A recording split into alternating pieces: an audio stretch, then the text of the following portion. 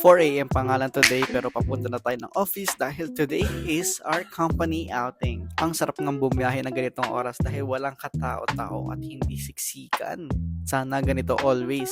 And pagdating natin sa Vito Cruz, syempre lalakad lang tayo and sakto nakita ko si Kuya. At least nakapag-almusal tayo. Pagdating nga sa hotel, kinuha ko nga muna yung camera sa office namin. Dito pala itsura niya kapag walang tao. Syempre, outfit check muna tayo. Yun no. At exactly 6 a.m., umalis na nga yung bus natin papuntang Laguna. Medyo malayo-layo nga yun kasi Kalawan yun. Natulog lang ang buong biyahe and then pagising ko, nandito na kami. And nandito nga tayo sa Lucidil Resort and Hotel. At ito nga lang ang mga nangyari buong araw.